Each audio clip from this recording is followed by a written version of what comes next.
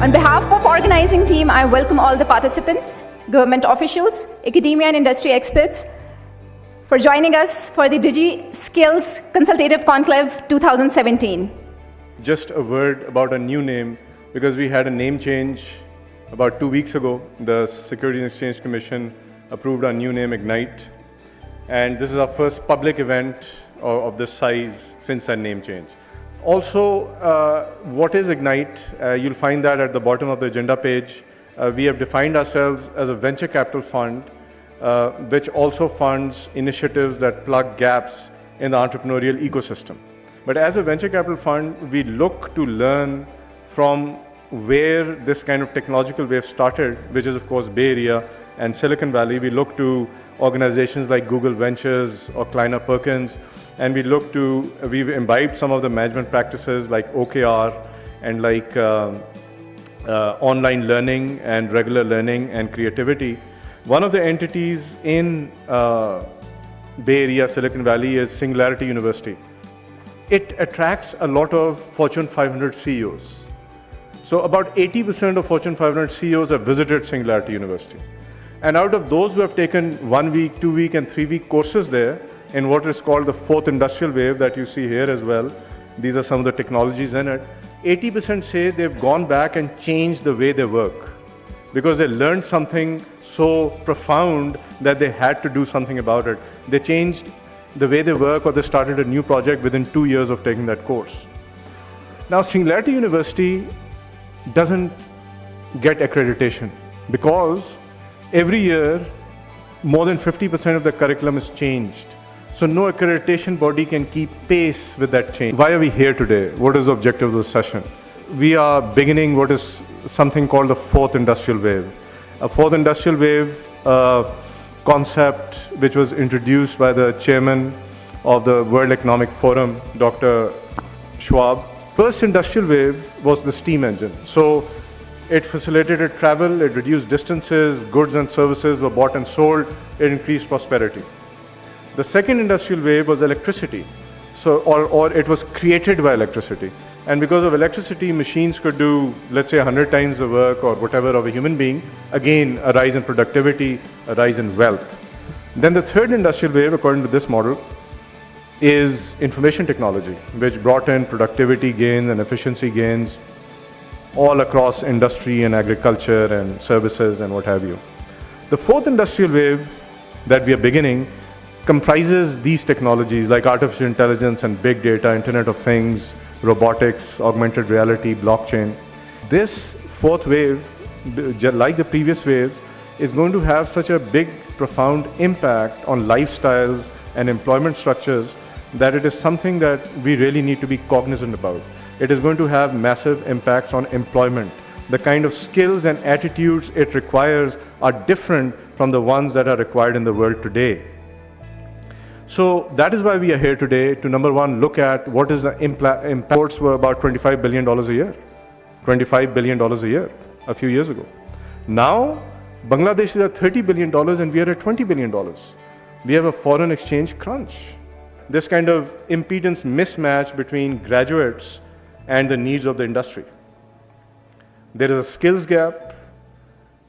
Maybe industry feels that graduates don't have practical skills, they cannot make an immediate impact, they're too theoretical. Maybe they feel they lack soft skills, like communication skills, like meeting time commitments, like team spirit, like a positive attitude. And we'll share with you through this day some surveys that others have done, that we have done, to identify this skill gap in Pakistan today, quite apart from this kind of looming wave which is coming on us. So there are some work, some pilots already done in freelancing in this kind of ICT skills in demand areas, and hopefully the practitioners or the directors. So it's these 4 sessions. There are a series of propositions or questions in each session. Put on the table for you today a seriousness for the government to use the digital technology revolution in this country to channelize it towards creating entrepreneurship, employment opportunity for not just the youth of this country, but for the women of this country. When I was there in Barcelona for the GSMA, and Jazz team asked me to visit the stalls because Jazz Wimpelcom had taken their top 10 professionals incubatees from the world to Barcelona for a competition. And of those 10 competitors which they had gathered from the world, 5 out of 10 users? 4. How many were from Pakistan? I think 5 out of 10 were from Pakistan, and the one that was shortlisted was from Pakistan. In the end, the top 3, I think he was shortlisted for the competition. And this is the young boy from an incubation center which had not even started working yet fully. I'm talking about 1st of March, and the incubation center formally started work on the 7th of April. So this is what is a reflection of the talent that is here in this country. So somebody came to me and said, "Madam, he's being interviewed by Wall Street Journal. Would you like to say a word?" And I said, this is his moment of glory. And I would like him to be glorified at this point in time. I think like a mother, I don't think like a minister. You can change the face of this world, because we all have to think for the future of our children who are in this world and who are lacking the hope and happiness because of certain environments created around them. We will provide 100,000 interest-free loans in our 673 branches, right from Sost to Liari, right from Batapur to Quetta. From existing resources, we have the resources. We will provide up to 50,000 of loans. The entire team of e-Pakistan in 50 districts. We are behind Ignite. We are behind you, madam. We are behind Mr. Yusuf. Thank you. So on the behalf of our committee, I think we will commit to this program and we will take it up, which will eventually, I think, will be cost effective as well. Our task, our objective today is to facilitate a creative exchange and feedback regarding the scope and execution approaches of the DigiSkill training program. One very important audience that I forgot to mention is the target of all this, which is students and professionals and unemployed and freelancers out there. And we have them on board through this live streaming on Facebook and Twitter. The idea is to introduce you to a couple of concepts which will prepare you for the questions. So we did a survey in Pakistan. We got the same result. So as you can see, or you have this in your PowerPoints as well, a lot of people said critical thinking was lacking. The problem which I see is that our mathematics curricula does not address geometry. 1 million people that need to be trained with these skills. Have you defined, segmented them and defined the archetypes? If you go back 5 years, there were other buzzwords. So you want to train 10 million people for these buzzwords. I mean, I hope you have done already some study.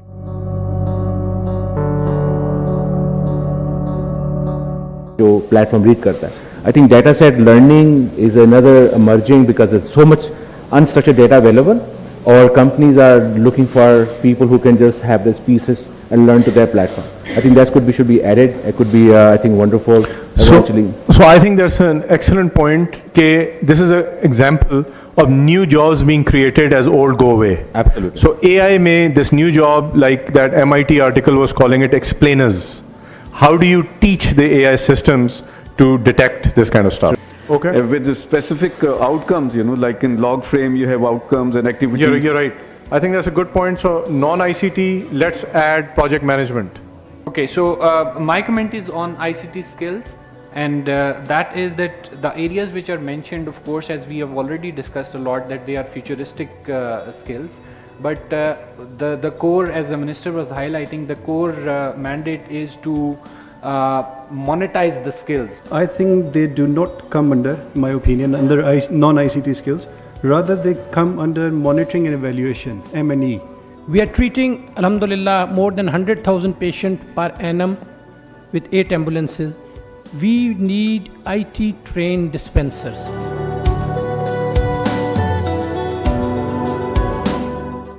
What if we adopt the technology, no matter if we, produce it here or we import it? So there will be an unemployment wave. There will be a communication infrastructure requirement as the traffic will increase many folds. You end up having a product, how you take it to the market, what are your suppliers, like a complete supply chain model, value stream model. So business model innovation is part of that.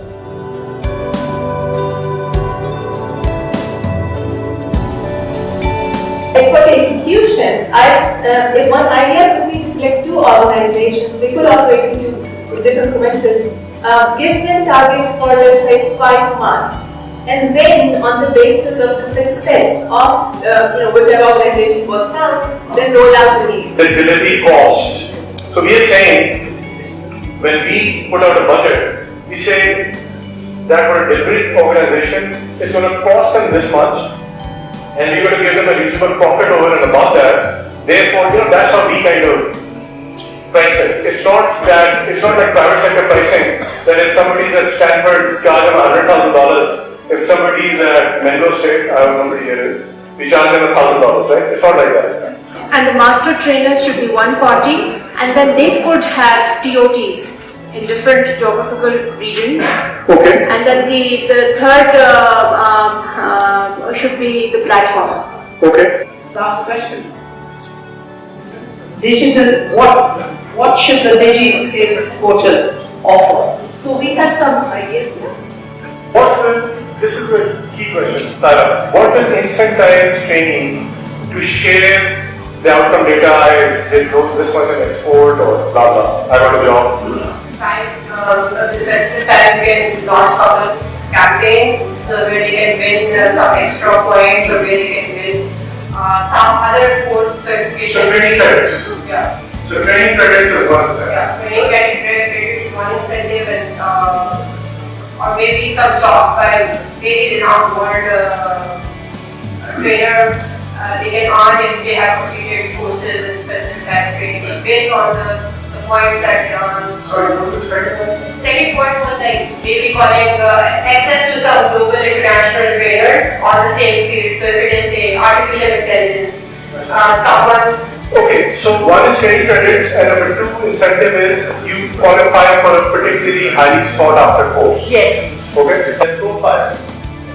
So that'd be a thing, and then also like discuss tools and technologies, reduce rate with different people that they can access. So that will be part of it. The profile, registration, application registration contains the profile. Third point, we have profiles of all the trainers, so people can come in and search their profiles. So that will be a thing. And then also like discuss tools and technologies, reduce rate with different people that they can access. So that will be part of it. The profile. Registration, application, registration contains a profile. Thank you. Excellent, my God, that was a marathon. And look at the people who have survived it. And finally, if you kind of survived wave number 1, lunch, wave number 2, so you are ready the third wave. So thank you to all of you for sticking with me.